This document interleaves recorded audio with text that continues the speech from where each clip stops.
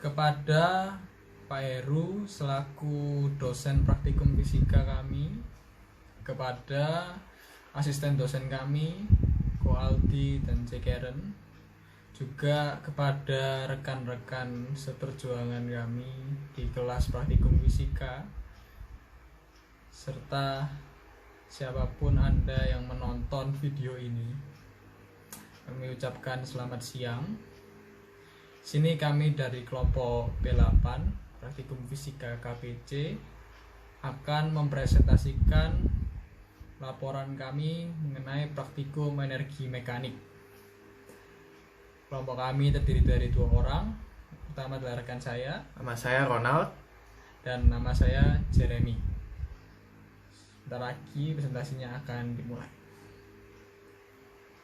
Ya, untuk praktikum energi mekanik ini ada 2 tujuan.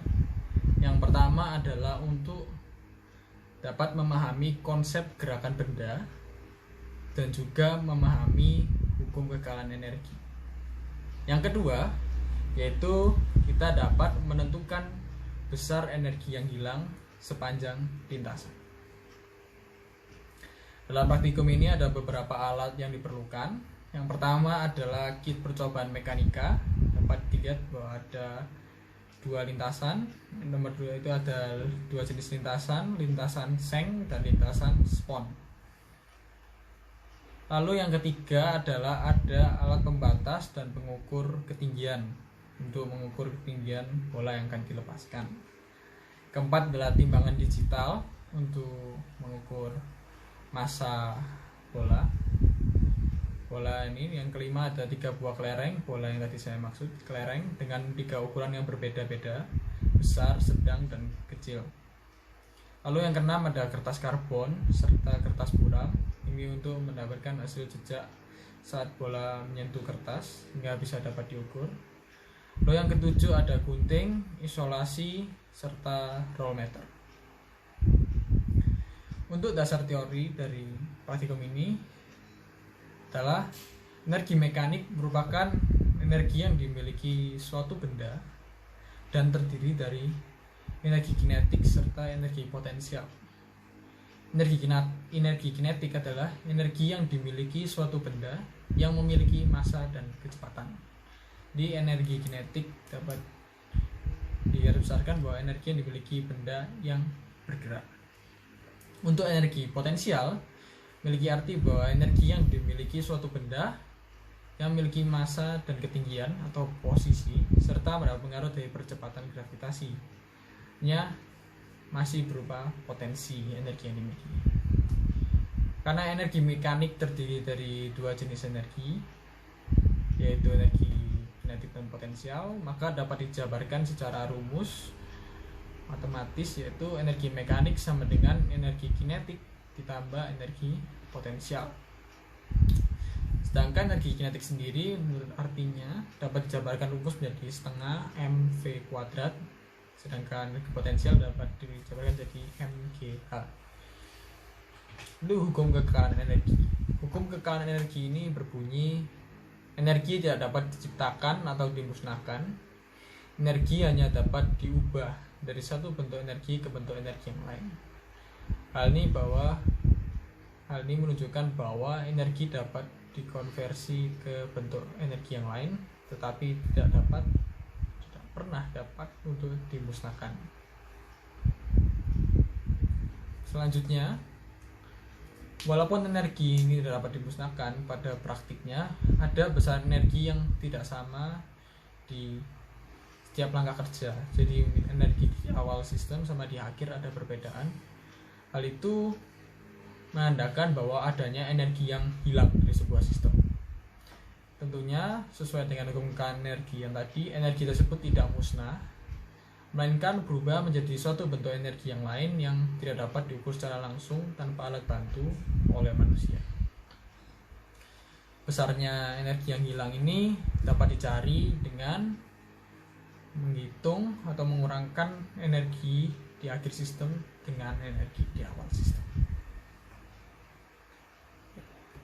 Sekarang saya akan menjelaskan tentang cara kerja dari B8.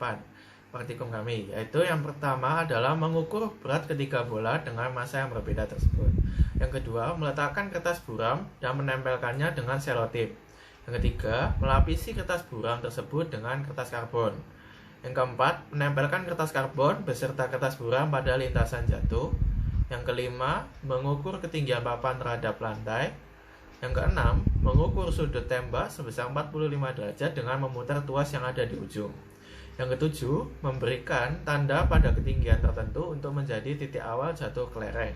Yang kedelapan, meletakkan kelereng pada bagian yang telah ditandai dan melepaskannya tanpa memberikan gaya apapun. Yang kesembilan, mengukur titik jatuh pertama yang dilakukan oleh kelereng hingga terdapat 3 titik yang berdekatan.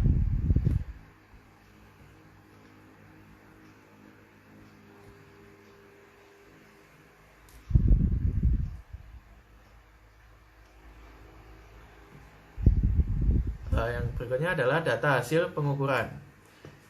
Yang pertama adalah dari lintasan seng. Ketinggian papan terhadap lantai adalah 30,8 cm. Untuk sudut elevasinya adalah 45 derajat. Bola 1 mempunyai massa 23,10 gram, untuk bola 2 mempunyai massa 5,59 gram, dan untuk bola 3 mempunyai massa 1,8 gram. Di sini saya akan memberikan contoh jarak jatuh dari setiap bola pada ketinggian 51. Pada bola yang pertama, pada ketinggian 51 cm, jarak jatuhnya adalah 18 dalam cm, 18, 18,6 dan 18. Untuk bola 2 pada masih ketinggian yang sama, 17,1, 17,4 dan 16,9. Untuk bola 3 pada jarak jatuhnya pada masih ketinggian yang sama, 16,8, 17,5 dan 18,3.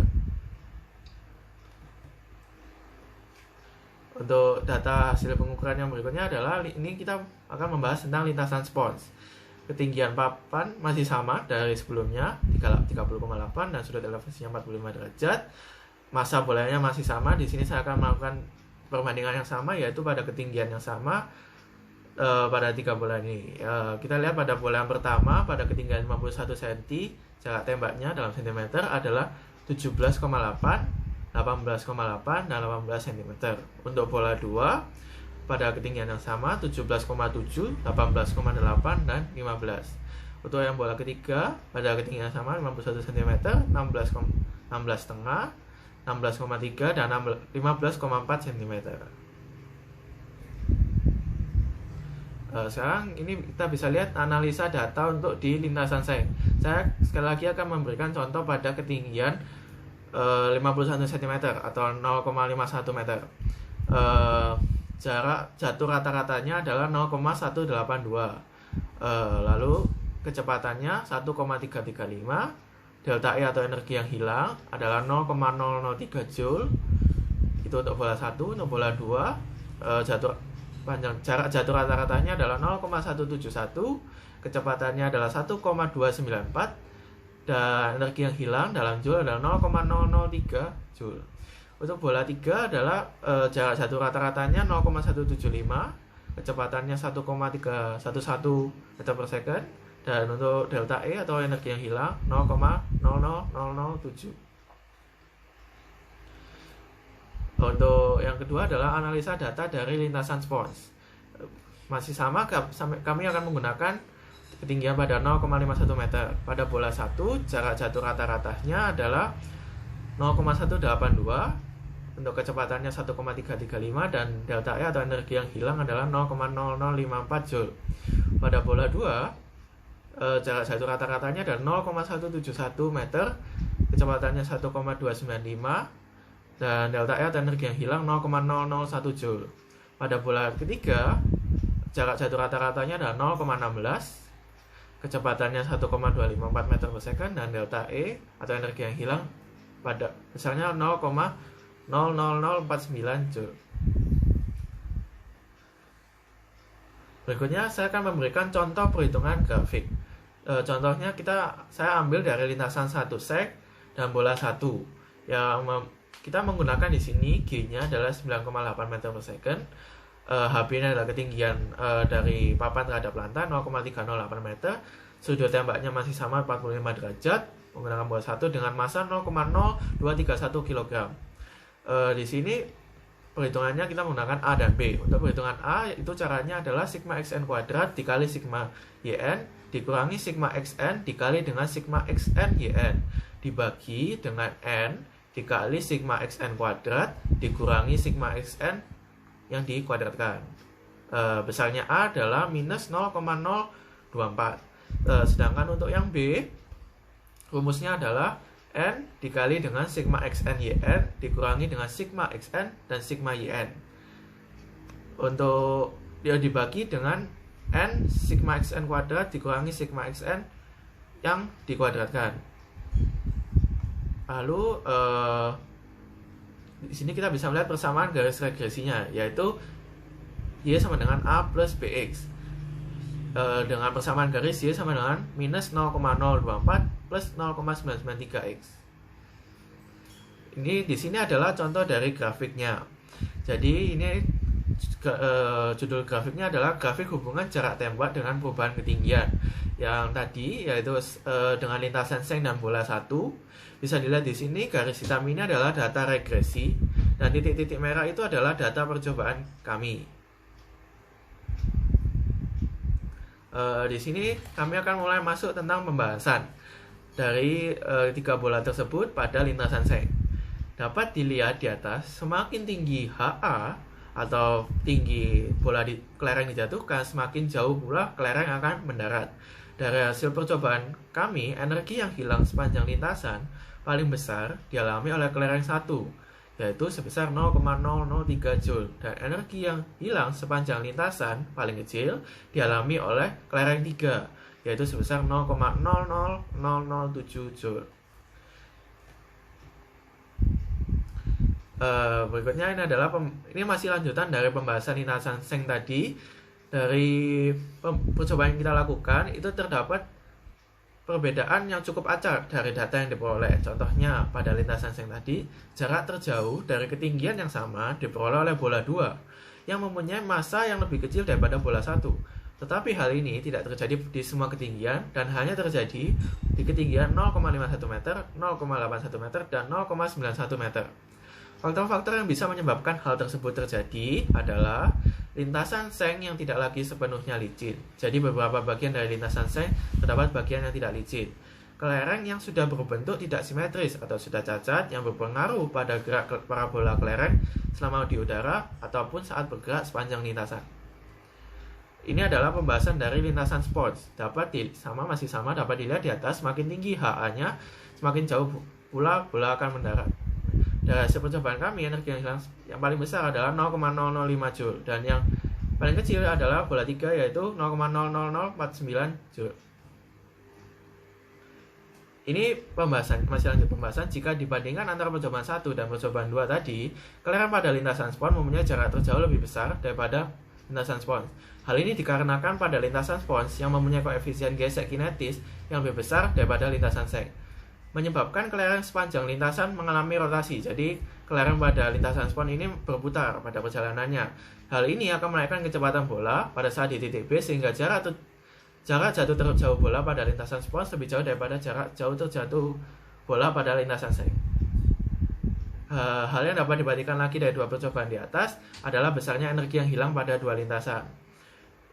Paling besar adalah pada lintasan seng 0,003 Joule. Lintasan spons yang hilang adalah 0,005 Joule. Hal ini karena gesekan pada lintasan spons lebih besar daripada di lintasan seng. Ya, kita sampai pada kesimpulannya. Dari percobaan ini dapat disimpulkan bahwa konsep gerakan jati energi mekanik adalah merupakan gerak parabola.